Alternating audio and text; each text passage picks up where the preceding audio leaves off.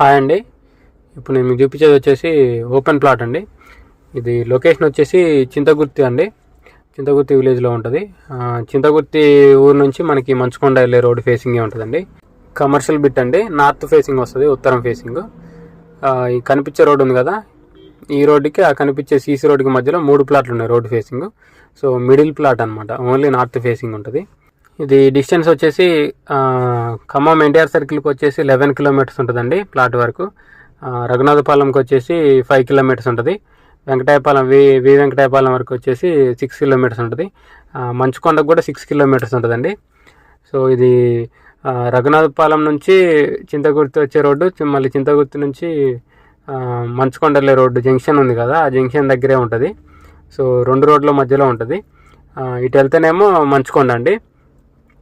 So అటు లాంగ్లో గుట్ట level చేస్తున్నట్టు కనపడుతుంది కదా వైట్ కలర్లో. సో అది వచ్చేసి జింకల్తాండ అండి. ఇప్పుడు వచ్చే డెవలప్మెంట్స్ అన్నీ అక్కడే వస్తున్నాయి. గవర్నమెంట్ ల్యాండ్ అక్కడే ఉంది. సో గవర్నమెంట్ ప్రాజెక్ట్స్ అన్నీ అక్కడే వస్తున్నాయి. Food processing unit, seed development unit, cricket stadium 14 acresలో, గిడ్డంగులు ఆల్రెడీ కన్స్ట్రక్షన్ అయిపోయి ఉన్నాయి, గోడౌన్స్.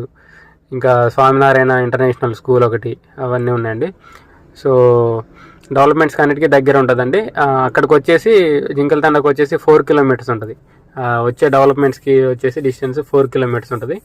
సో కనిపించే రోడ్డు ఉంది కదా, అది రఘునాథపాలెం వెళ్ళే రోడ్ అనమాట, వెహికల్స్ వెళ్ళేది. సో రఘునాథపాలెం వెళ్ళే రోడ్డుకి మంచుకొండ వెళ్ళే రోడ్డుకి రెండింటికి మధ్యలో ఉంటుంది. సో ఆటో ఉంది కదా, ఆటో ఉన్న ఏరియాలో ఆల్రెడీ కొత్త వెంచర్ చేశారు రీసెంట్గా. సో అది డిటిసిపి వెంచర్, ఇంకా పర్మిషన్ రాలేదు. దాంట్లో వచ్చేసి కమర్షియల్ బిట్ 14,000 చెప్తున్నారండి గజం. సో ఈ ప్లాట్ వచ్చేసి మనం చూసే ప్లాట్ వచ్చేసి జస్ట్ 8,000 అండి, 8,000 గజం. ఈ సైట్లో కూడా పల్లె దవాఖానా ఉందండి, ఈ సైట్ మధ్యలోనే ఉంటుంది.